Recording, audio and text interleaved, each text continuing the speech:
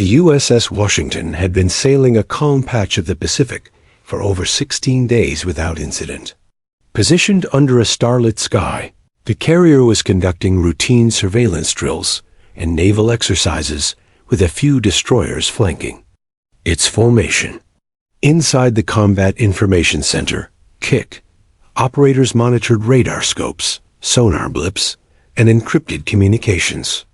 Everything was as it should be, until it wasn't. Unknown contact, bearing 027, speed 5,200 knots, one of the radar officers said, eyes frozen to the screen. "Sir, that can't be right." Commander Jack Reynolds, a hardened veteran of the Navy with over 2 decades of service, leaned over his shoulder. "Repeat that." 5. "Contact, sir. Altitude, 47,000 feet. No IFF signatures. No transponders. Moving. Impossibly fast. They just changed direction, instantaneously." Reynolds narrowed his eyes. "That's not a bird. It's not even a missile. Nothing moves like that." The room tensed. A cold silence fell across the CIC as more operators confirmed the same thing. There were unidentified craft flying near restricted U.S. airspace at speeds and maneuverability that no known aircraft could achieve. "Sound General Quarters," Reynolds ordered. "Put the fleet on alert. Prepare defensive protocols. And get in the Air Command." Minutes later, the call went through to Anderson Air Force Base in Guam. 2 F-22 Raptors were scrambled under emergency order. The carrier needed eyes in the sky. Fast dot at the airstrip in Guam. 2 of the Air Force's top pilots, Lieutenant Connor Blaze Mathis and Captain Elena Vega, were already suiting up. The two had flown together through exercises, combat missions, and countless drills. If the Navy was calling them directly, it meant something serious, and possibly something they weren't supposed to know. "High-speed unidentifieds near the fleet," said their mission controller. "Rules of engagement. Observe, do not engage. Confirm visual. Record telemetry." Vega raised an eyebrow. "Observe only? Why?" The controller didn't answer. Just handed her a classified mission packet, red-taped and sealed. She tucked it into her chest pocket and nodded. 10 minutes later, the Raptors screamed off the runway, punching through clouds and climbing toward 50,000 feet. Mathis and Vega flew tight formation, their sensors tuned, weapons armed but locked under higher command's restriction. The Pacific shimmered below, dark and still. The clouds ahead told no story, just endless gray. And then, the first sign? Faint distortion shimmered across Vega's HUD. And another. And another. "Eyes up," she said over comms. "Something's here." Suddenly, Mathis gasped. "You seeing this?" Something moved just above them, fast, reflective, and utterly silent. Not a fighter jet, not a drone. It was shaped like a wide, flattened triangle, its edges glowing faintly blue as it cut through the sky with zero engine noise. "IFF scan negative," Vega said. "It's not even reading on our radar anymore." Then came the static. A burst of low, guttural interference crackled in their headsets. Not random, but rhythmic, like a coded message buried in noise. "Emergency channel just lit up," Mathis said. "Repeating signal. Can't make it out." Vega narrowed her eyes, trying to isolate the sound. And then she heard it, faint but unmistakable. "You ... are not ... alone." The words repeated once, then vanished. Total silence. "Did you get that?" she asked. "Yeah," Mathis replied. "And I really wish I hadn't." Another craft appeared above them, almost materializing from the cloud line. It hovered, tilted gently, then accelerated sideways in a blink. It didn't fly like a machine. It moved more like a thought. Vega instinctively reached for her weapons, but her fire control system was jammed. "We're locked out," she sighed. Targeting systems disabled. I'm not doing this. Mine too, said Mathis, like it knows what we're trying to do. The mystery craft rotated mid-air and began a slow pass beside Viga's Raptor, keeping pace perfectly. As it drew closer, she saw something that made her heart jolt. On the black reflective skin of the vehicle, just beneath its forward canopy, was a small insignia. It was a faded emblem, etched in silver. An eagle clutching arrows, wrapped in a banner that read, Black Wing. Viga's breath caught. No one talked about Black Wing anymore. It was the kind of name that got people reassigned for mentioning. She'd heard it once from her uncle, a pilot who disappeared during a training mission in 1999. Officially, it was an accident. Unofficially, it was the last time anyone saw him. Mathis, that insignia, that's Black Wing. I thought that was just rumor. Ghost stories. It's not. The unknown craft suddenly peeled away, climbing hard into the stratosphere with a burst of pale white light, and disappeared from radar. No contrail. No sonic boom. Just gone. The Raptors returned to the USS Washington. Quiet, tense, unable to explain what they'd seen. As they landed, a blacked-out helicopter was already waiting on the deck. Men in suits stepped out. No insignias. No ranks. Just eyes that already knew. One of them approached the pilots. You saw nothing, he said calmly. And you'll repeat nothing. Vega glanced toward the sky, still empty, still silent. But she knew the truth. They were already up there. Above the open Pacific, the air was colder now. Not from temperature, but tension. Captain Elena Vega couldn't sleep. Hours had passed since they returned to the USS Washington, yet her mind kept circling one image, that insignia. Black Wing. It wasn't a logo that existed in any modern database. It was history's ghost. One that should have been buried with the squadron it once represented. A squadron whose files were erased, whose aircraft never recovered, and whose lead pilot had once been her Uncle Dot. The visit from the black-suited agents had only confirmed her fears. Their calm demeanor, their scripted warnings, and the way they already knew what she'd seen. It wasn't routine. It was containment. Elsewhere on the ship, Lieutenant Mathis leaned on the catwalk above the flight deck, staring at the moonlit sea. He had flown dozens of missions, seen war up close, even engaged in classified intercepts. But this was different. He wasn't sure if they'd witnessed the future or the past coming back. A low hum snapped him from thought. He turned. Above him, high above the carrier, shimmered a brief silver flash. It moved silently, cutting a curved path against the stars. It was back. The alert came seconds later. The CIC lit up like a Christmas tree. Contacts reappearing at 55,000 feet, same as earlier signature. 6 of them now. Formation flight, no transponders, no heat trails. Commander Reynolds' jaw clenched. Are they broadcasting anything? Negative. Radio silent. Just holding position. Launch interceptors. Sir? The radar. Officer hesitated. Air Force has issued a hold. Direct order. We're to observe only. Observe? Reynolds snapped. We've got unknown aircraft circling a nuclear carrier group like vultures, and they want us to watch? No one answered. Then came the second signal. Not a broadcast, a visual one. 6 triangular crafts arranged themselves in a hexagonal formation. Perfect, symmetrical, almost mathematical. One by one, they began rotating slowly in place. The deck crew, pilots, even officers came above to watch. No one could look away. Then something stranger happened. From one of the crafts, a soft pulse of light emitted, not bright, but patterned. It blinked in a rhythmic sequence.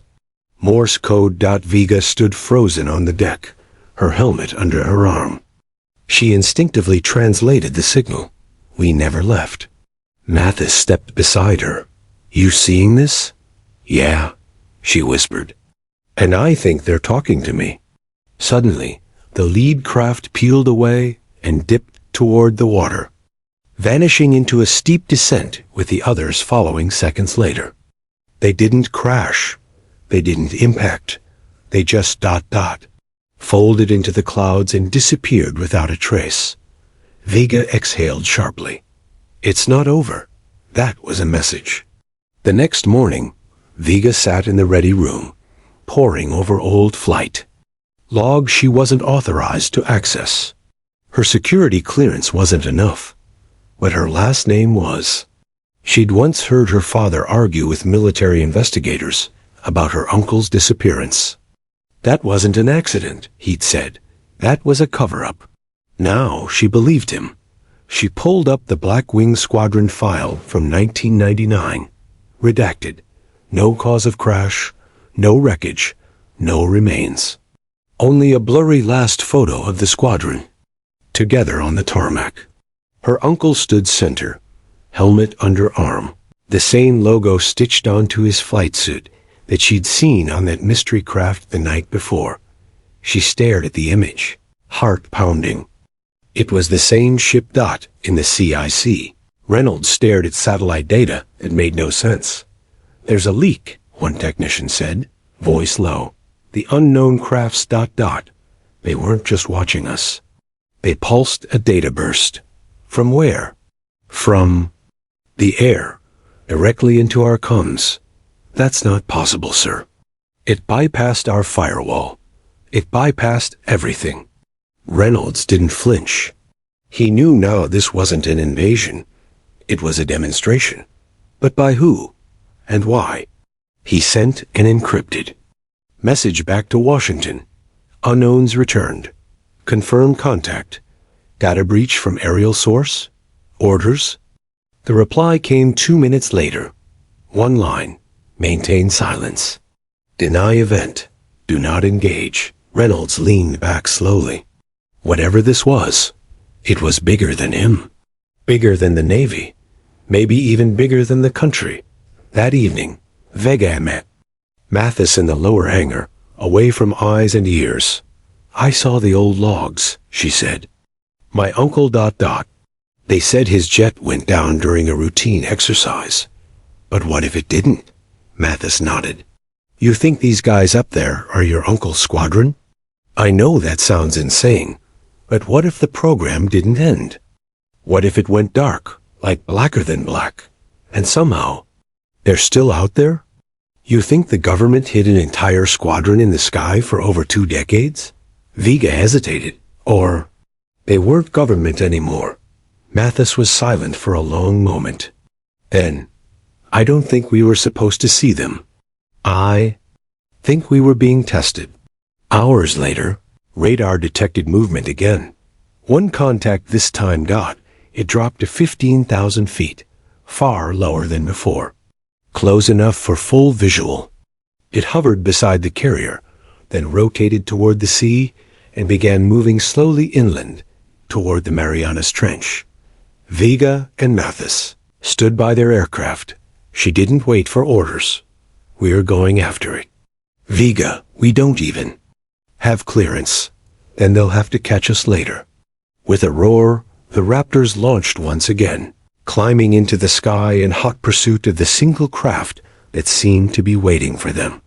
It dipped lower, almost inviting the chase, and they followed straight into the unknown. The clouds broke open like torn fabric as Vega and Mathis soared through, chasing the strange aircraft at just over Mach 1. The ocean below roared past them in a blur, but all their focus was ahead, the object leading them toward the Mariana Trench. It didn't fly like a machine. It glided unnaturally smooth, skimming the boundary of physics. "It's guiding us," Vega said through her headset. Mathis checked his instruments. "Altitude holding at 12,000. Speed fluctuating. This thing is playing with us. Or teaching." "U.S." Vega muttered. For 15 minutes, the pursuit held steady. The craft would descend, then suddenly ascend. It curved left and then vanished through a thin layer of clouds before reappearing again in a straight line, like it was warping. Space, recording all telemetry, Mathis said. But half of it isn't making sense. Our computers think it's flying backwards half the time. Then it stopped. No deceleration. No gradual stall. Just stop. Hovered over a circular ripple on the ocean surface, like something large. Stirred beneath the waves. Visual contact, Vega said. We're close. They approached carefully, reducing speed, flaps extended. The craft hovered without noise or thrust. Just a faint blue glow emanated from its belly. From this distance, the details were clearer. Its body had no seams, no visible canopy, no air intake, no rivets. It looked like something grown, not built. And then slowly it rotated midder, turning to face them. Back on the USS Washington. Chaos simmered beneath the surface. The Raptors had gone rogue. Commander Reynolds knew at the moment he saw their transponders break formation. Vega and Mathis were pursuing the unknown contact without authorization. He slammed his fist on the console. Patch me through to Anderson, he barked. We've got 2 fighters in unauthorized pursuit, heading toward restricted maritime. Coordinates. Sir, the communications officer said nervously. Air Command says to stand down. What? They've taken command of the airspace. Orders from the Pentagon. We're locked out of all satellite tracking south of our position. Everything's being routed through Langley. Reynolds leaned in. You mean we've lost control of our own skies? No one answered. He stared at the blank screen, teeth grinding. Then someone else is controlling it. In the sky, Vega's HUD flickered. Brief images flashed. Unreadable data, strange. Symbols, then a face. Not just any face. Her uncle, clear as day. Wearing the same helmet he wore in the old squadron photo. His eyes locked with hers through the haze. Mathis, she whispered. You see that? I think I do. The craft's underbody glowed brighter. Suddenly, the sea beneath them parted in a perfect circle. From beneath the ocean surface, a platform slowly rose, massive, circular, with interlocked panels that unfolded like flower petals. At its center was a glowing pad. The unknown aircraft descended toward it like a bird returning to its perch. Is that ... A base? Mathis said. In the middle of the trench? Vega didn't answer. She was already turning her jet to follow it down. Vega, don't, Mathis shouted. That's not part of any plan. There's no plan anymore, she replied. Just the truth. As the mysterious craft touched down, Vega hovered above it, ready to land. A tone buzzed in her cockpit, but it wasn't from her jet. It was from the craft. A signal. Opening a channel. Her HUD scrambled, then cleared. Single message appeared across her visor. Welcome back, Echo 3. Her blood ran cold. That was her uncle's call sign. Echo 3, she whispered. How do they know that? Mathis hovered beside her. This whole thing's a trap, Vega. It's too coordinated. Or it's an invitation. She pressed the landing gear lever. The Raptor touched down with a soft thud. Her jet was instantly surrounded by a shimmer, like heat waves rising off pavement. She stepped out onto the pad, helmet tucked under her arm, heart hammering. 2 men in gray flight. Suits stood waiting. Neither wore visible rank. Their faces were calm, familiar. One stepped forward. Vega froze? Uncle Ray? She whispered. The man smiled. He looked exactly as he did in the photo, not a day older. Elena, he said, as if they'd only been apart for days. Took you long enough. Her knees nearly buckled. How?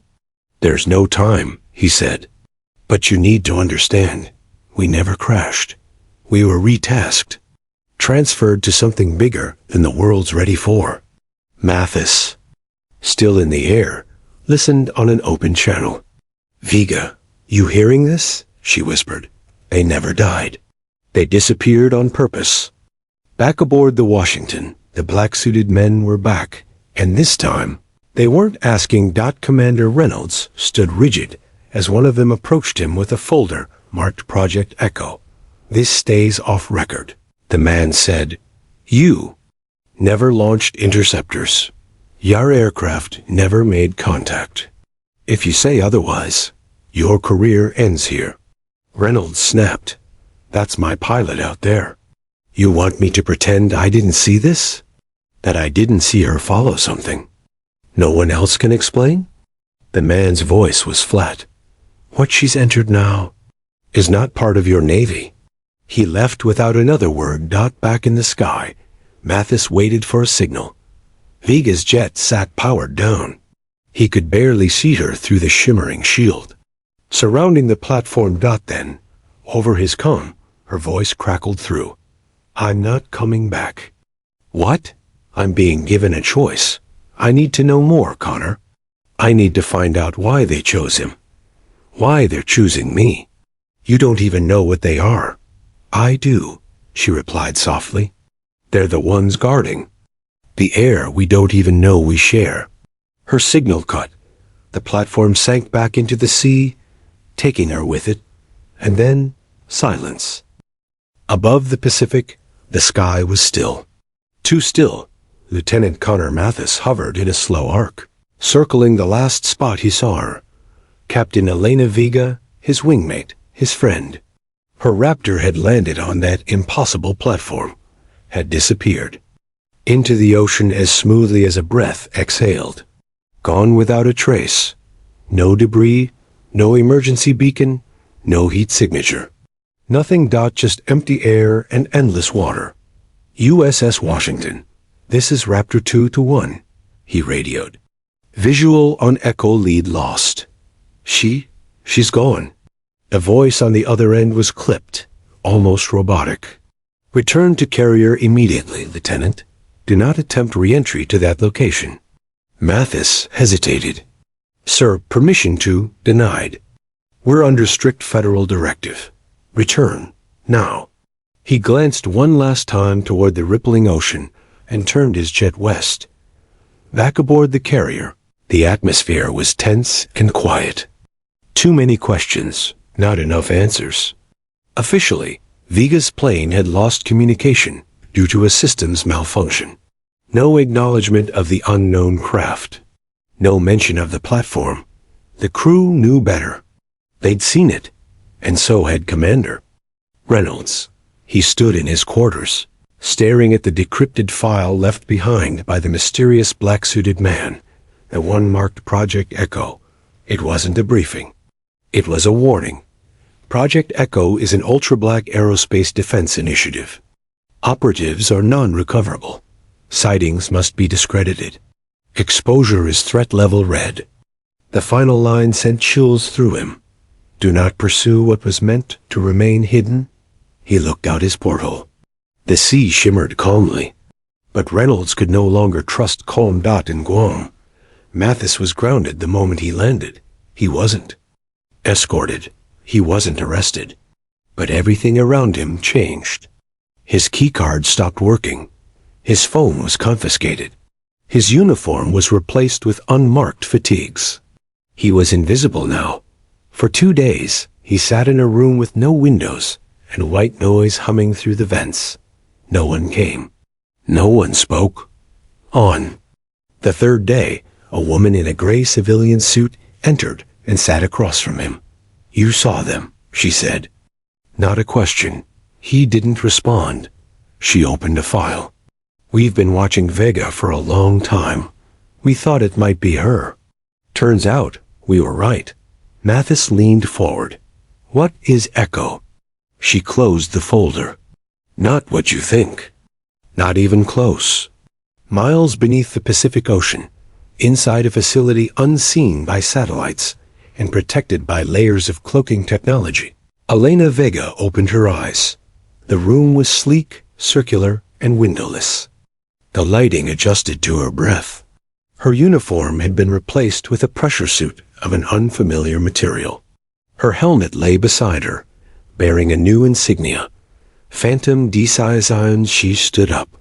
Her body felt light, her balance sharper. It was like her senses had adjusted without her consent. A door hissed open, and she stepped into a long corridor lined with silver archways and glowing panels. Her uncle stood at the far end. "You're adapting fast," he said with a proud nod. "Just like I did." She walked toward him, her voice quiet. "This place, what is it?" "A defense station." "Off the books. Outside jurisdiction. Built to monitor threats that don't appear on global radars." "Why me?" He studied her. "Because your generation doesn't ask permission, and because you didn't look away."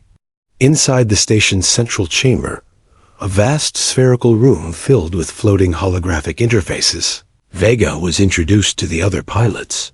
Some had been presumed dead. Others had simply vanished from radar during test missions decades ago. Each of them wore a badge: Echo Class, Phantom Wing, Airspace Unseen. "What are we defending against?" Vega asked. One of the pilots answered, pointing to a screen projecting. "Interdimensional anomalies, moving too fast for the naked eye.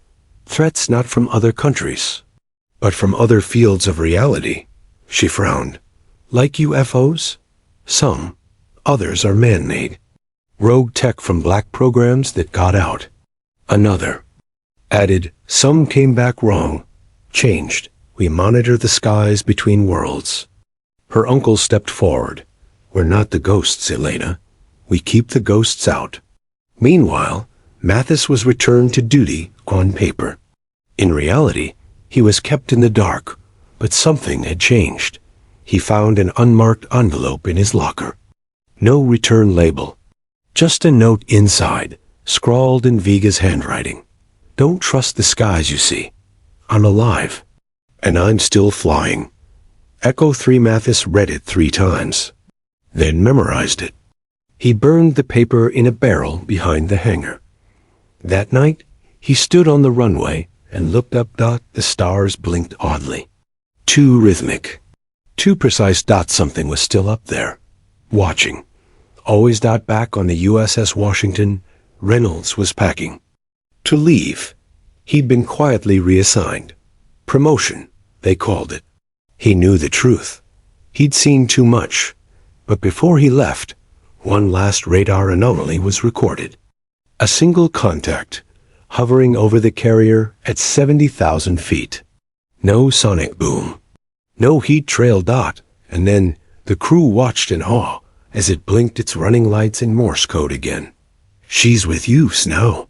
Reynolds stood on deck, wind in his face. Eyes locked on the sky. He didn't salute. He just whispered, "Godspeed, Captain Vega." The hum of the Phantom Division's central chamber was low and constant, like the faint echo of wind against metal at 30,000 feet. Elena Vega sat alone in one of the observation modules, looking out at the open Pacific through a reinforced viewing wall. Even deep beneath the surface, she felt connected to the sky. Maybe more now than ever. Her uncle stepped into the room, carrying a tablet. "You're cleared for your first solo recon flight," he said. Vega's eyes narrowed. "Solo?" He nodded. "There's a signal. Off the Solomon Ridge. We've seen these before. Temporal distortions, very short-lived, very specific. But this one is moving. And it's fast." She stood, already reaching for her gear. "Do we intercept?" "No," he said, tapping the screen. "You follow it." Inside hangar Echo 9, Vega was suited up and led to her assigned craft, a sleek, matte black Delta-shaped fighter, unlike any aircraft she'd ever seen. No cockpit glass. No traditional controls. It moved through thought, sensed via a neural interface in her helmet. The call sign stenciled on its side, PHO3, GHOSTHOUK. The launch sequence required no runway. The hangar ceiling peeled open in layered spirals, and with a burst of silent propulsion, Ghost Hawk shot toward the surface and beyond. Within seconds, Vega was airborne, high above the Pacific. The speed wasn't measured in Mach anymore. She was flying through light. Target acquired, the AI whispered into her thoughts. She locked on visually. The object ahead shimmered like a heat mirage, streaking through the sky at unbelievable speeds. It wasn't like the other craft she'd seen. It was different, flickering, unstable, almost phasing in and out of existence. Vega tightened her grip on nothing. The ship read her intent and accelerated instantly. Back at Anderson Air Force Base, Connor Mathis watched a strange alert scroll across the restricted terminal screen in the maintenance hangar. Unknown contact, 83,000 feet. Approaching. Marianas. Classified ID, signature pinged, PH03. PH03.Vega. He shot upright. Where did this come from? He asked the sergeant beside him. The man squinted. That's not even one of ours. Mathis leaned closer to the screen, heart pounding. She was flying again. And she wasn't alone. Another blip appeared. The flickering contact Vega was chasing. Something's moving out there, he whispered. And she's after it. He stood up, made a decision, and headed for the flight line. Vega's pursuit pushed the Ghost Hawk beyond conventional performance. But this ship didn't complain. It bent physics around itself, chasing the target as it weaved through atmospheric layers. At one point, the object veered straight down into the lower stratosphere, then back up in a maneuver no living pilot could survive. But Vega wasn't just chasing. She was analyzing. And the data was strange. No thermal signature. She murmured, I responded. Object may be semi-stable. Possibility of experimental technology, or dimensional bleed-through. Translation? It might not fully exist in this world. And then suddenly, the object stopped. Just like before. Frozen mid-air, Vega hovered just beyond it. The object, a cylindrical body with jagged edges, seemed to distort the sky around it. Almost like it was bleeding into another layer of reality. Through its shifting metallic surface, she thought she saw something inside. A cockpit? A shape? Her AI chimed in again. Cognitive interference detected. Shielding activated. And then the thing turned. For the first time, it reacted. Back on Earth's surface, the skies above the Pacific began to tremble.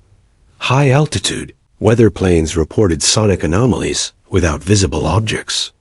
The radar stations in Guam, Okinawa, and Alaska picked up brief flashes, too fast for missiles, too structured for meteors. At the Washington, still under lockdown, a CIC received a scrambled message on an old VLF frequency used during the Cold War. It read only one word, echo.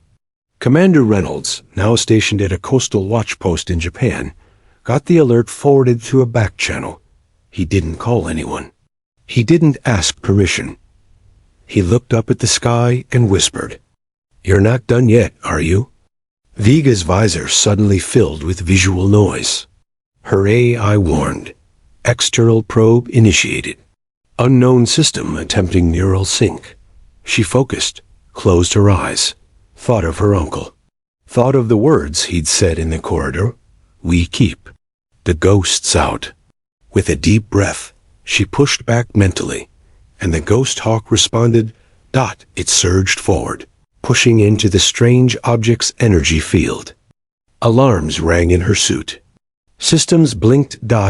And then, contact. A shimmer of light exploded between the two craft. And for a second, Vega saw. She wasn't in the sky anymore. She was inside the other craft. Its interior was smooth, pulsing, alien. But something was familiar. Military tags on the walls, faded American lettering, and then a face human. Eyes closed. Breathing, suspended in liquid. Vega gasped. Someone's inside this thing. She pulled back. Hard dot Ghost Hawk disengaged, systems stabilizing. The object darted off again, retreating into high altitude. But not vanishing Dot. It wanted to be followed Dot in his private quarters. Mathis slipped on his flight jacket. On his desk sat the note Vega left for him, now laminated and creased from repeated unfolding. He had friends in the right places, friends who owed him favors. He looked up at the stars, now blinking in unnatural rhythm, and then he spoke into the darkness. "I'm coming, Vega." He knew whatever was happening up there wasn't finished, and neither was she. Connor Mathis knew it was suicide, launching unsanctioned, solo, and with an encrypted flight plan that led straight into restricted coordinates. But what did protocol mean when the sky no longer played by Earth's rules? He had a tail number. One quietly retired after the Vega incident. He convinced an old friend on the night crew to prep it for a systems check. The moment the F-22s engines roared to life, he was already airborne. Mathis banked hard west, punching through layers of air traffic, moving toward the grid square where Vega's mysterious signal had flared again just hours earlier. Somewhere over the Marianas Trench, below him, black water. Above him, nothing but unbroken stars. And somewhere in between, Ghosts. Vega remained locked in pursuit of the unidentified object. After the last close encounter, her phantom fighter had taken on a strange rhythm, as if it understood the nature of what she was chasing. She spoke to the onboard A, her voice steady, but sharp. "Can you confirm pilot presence inside the anomaly?" "Positive." "Human? Organic? Signature consistent with 1980s era bioskins?" Vega's fingers hovered near her virtual interface. "What?" "Anomaly interior contains suspended human subject. Tags identified. LT-CMDR. Jack Halvorsen. Declared Kier. 1987. Vega's heart skipped. That name wasn't just a footnote. It was legend. The one who never landed. A test pilot who vanished during a high-altitude stealth trial in the late Cold War. Rumors always swirled about strange tech and silent retrievals. But no one ever found the wreckage. Until now. Vega whispered, "He's been up here." "All this time?" The object veered left sharply, angling downward, and Vega followed. Back on Earth, the Pentagon's block room was in full lockdown. The scrambled communication from Vega's Ghost Hawk had bounced off old satellites. Channels no longer in use.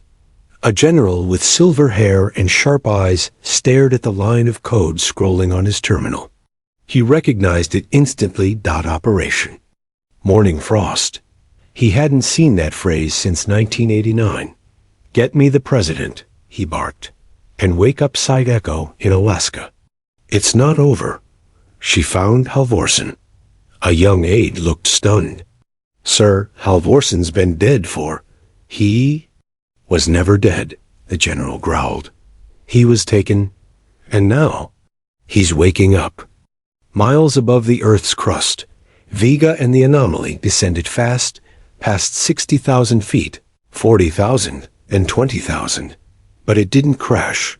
Instead, it stabilized, and then hovered directly above a quiet patch of ocean, eerily still. Below them, the surface began to pulse. Subsurface energy detected, the AI warned. Structure activating. And then it rose. A metallic circle, shaped like a flat disk, shimmered from the sea, the same one Vega had landed on weeks before. But this time, it pulsed blue. This time, it knew she was back. The anomaly descended. Toward it slowly, not as a threat, as if it was. Returning home. Suddenly, alarms blared. Incoming bogey. Military. F-22 Raptor. Tail ID. Mathis. Vega's eyes widened. What the hell is he doing here? She hailed him immediately. "Connor, break off. This isn't your fight." His voice came crackling through, calm and stubborn as ever. I made it mine when you disappeared. You think I'd just forget you? Before Vega could respond, the anomaly flashed. Light burst across the sky, and in a blink, it launched straight toward Mathis's position. She cursed, banking hard and chasing the object down. Ghost Hawk, give me full thrust. Keep him alive. Mathis barely dodged in time, rolling over the attack vector. The anomaly wasn't trying to destroy him, not entirely. It was scanning him, testing. He saw it clearly now. Not just a craft, a shell, and through a ripple in its flickering hull, he saw the man inside. Eyes open, face calm, frozen in time. Is that Halvorsen? He muttered. Another scan pulse hit his Raptor hard. System lights blinked wildly. The plane began to shudder. That's when Vega arrived, cutting through the air with impossible grace. Her phantom fighter intercepting the pulse and absorbing it. Mathis watched in stunned awe as her ship danced around the anomaly, drawing it away. I told you not to come, she snapped through the channel. And I told you, he said, smiling faintly. I'm not leaving you behind again. The sea below began to crackle. The platform's energy signature spiked. And then, from below, another craft rose. Not man-made, not familiar, angular, dark. Its surface shimmered like liquid shadow. The AI screamed in her ear. Unknown craft. Classification: 0. Threat level: maximum. Vega saw it too. Oh hell. The new arrival moved with purpose, heading straight for the anomaly, the one holding Halvorsen. Not as an ally. As a hunter. Connor, she warned. I think it's here to take him back, or erase him. Mathis gritted his teeth. Not if we stop it. She didn't say no. Both fighters moved in tandem now. Vega's Ghost Hawk and Mathis's Raptor, circling the anomaly protectively as the angular craft approached. It released a high-pitched frequency that pierced through the sky like a siren. Then, its hull opened. Inside, a sphere, black, pulsating. The AI whispered again. Temporal erasure field. It's going to wipe Halvorsen from history. Vega made a decision. No, he made it this far. He stays. She turned toward Mathis. We go in. Together. Mathis didn't hesitate. Lead the way. As the enemy craft surged forward, the two fighters dove directly into its path. The Pacific sky was a battleground of silence and light. No engine roars. No missile streaks. Only pulses of energy, frequency shocks, and radiant bursts that shattered clouds like glass. Elena Vega and Connor Mathis flew side by side, one in a next-gen Phantom, the other in a barely supersonic Raptor protecting a craft that didn't belong in any timeline. Inside it, LT-CMDR, Jack Halvorsen, suspended in some half-life for nearly 4 decades. And now, something wanted to erase him. The Black Hunter craft, origin unknown, surged forward with cruel intelligence. It released a stream of shimmering violet plasma that didn't burn or explode. It unwrote. Vega's AI screamed. Temporal distortion wave detected. Avoid direct contact. Objects will cease to have ever existed. She pulled up hard, letting the pulse slip under her. A U.S. reconnaissance satellite caught the edge of the wave and blinked off every radar on Earth, like someone snapping a finger. Below, the sea boiled where the wave touched it. Faint whispers echoed through Vega's helmet, echoes of radio chatter that had never happened. Connor, she yelled. Stay high. That thing's rewriting time. I noticed, he called back. His Raptor pitched wildly, narrowly dodging another. Surge, we're not dealing with tech anymore. This is something else. Something alive. Deep beneath the Pentagon, A man with a black badge stepped into a sealed vault labeled Echo Records, classified black. He typed a 40-digit code and opened a safe. No one had touched in over 20 years. Inside, a file marked Project Ashline. Temporal Interventions. Case 1. Halvorsen. He flipped it open. On the last page, in red ink, was a single line. Subject may serve as tether. If removed, the loop collapses. The man inhaled sharply. They weren't just trying to retrieve Halvorsen. They were trying to prevent what happened the first time. Because something had gone very, very wrong. Dot in the sky. Vega made her move. Ghost Hawk, align with anomaly. Confirmed. Her ship folded space as if it were pages in a book, leaping through the air and appearing alongside Halvorsen's vessel. She matched its frequency, hovered beside it, and reached out with a neural link. Jack, if you're in there, I need you to hear me. At first, nothing. Then, flicker. Inside the anomaly. Halvorsen's eyes fluttered. The liquid cocoon around him shifted. He opened his mouth and screamed. Across every open channel, a single voice blasted through. Don't let them take me back. The black craft reacted instantly. It changed course. Faster than thought, targeting Vega now. Her vision dimmed. The AI struggled to compensate. Consciousness breach detected. Pilot link destabilizing. Connor, she gasped. It's trying to pull me in. Mathis didn't think. He fired everything he had. Sidewinders, Amarams, even flares. The black ship dodged with fluid grace, but it bought him seconds. Enough. For Vega to sever the mental tether. She gasped for air, blood dripping from her nose. He's conscious, she coughed. He's resisting. The anomaly sparked again, and this time it spoke. A voice, not human, mechanical, but wrong. Halvorsen. Violated containment. Stasis compromised. Reset required. Vega clenched her fists. Reset? Mathis said what they were both thinking. They're going to erase this timeline. Back on Earth, seismic tremors hit the Pacific Basin. Sensors in Hawaii, Tokyo, and Guam recorded pulses they couldn't explain, frequencies not in the electromagnetic spectrum. They registered in thought. In memory.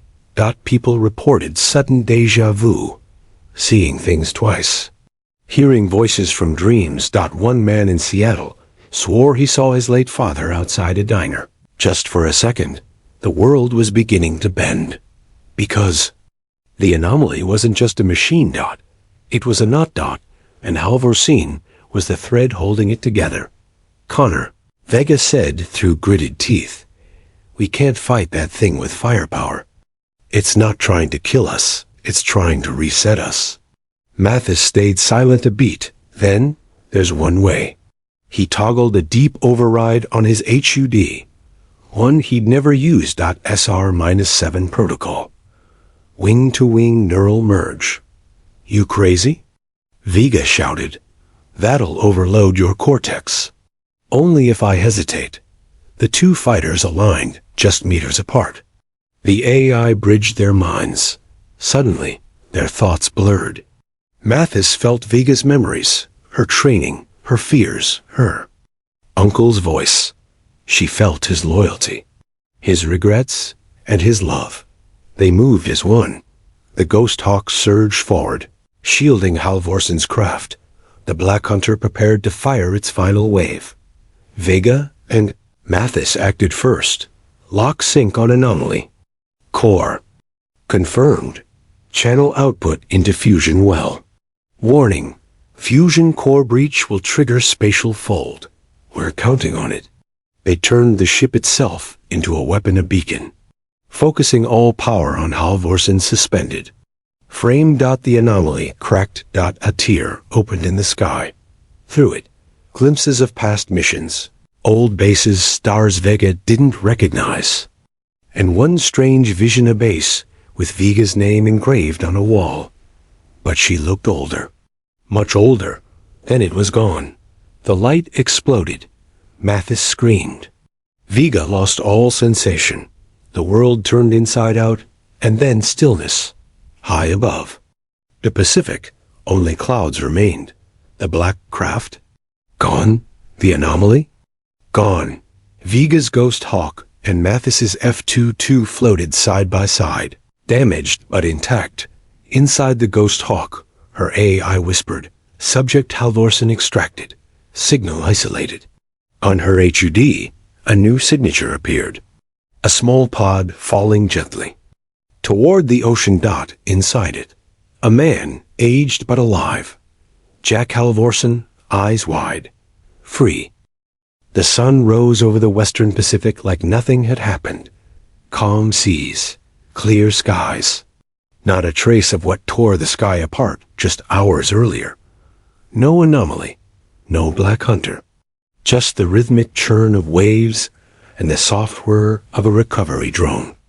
Hovering above a metallic pod dot inside the pod. LT-CMDR. Jack Halvorsen, breathing aged, fragile, but very much alive. Elena Vega floated nearby, her Ghost Hawk disabled, lifeless after the energy transfer. Connor Mathis circled above in his damaged F-22, barely holding altitude, canopy fogged from system failure. A nearby U.S. Navy destroyer, redirected by command override, reached the scene first. They didn't ask questions.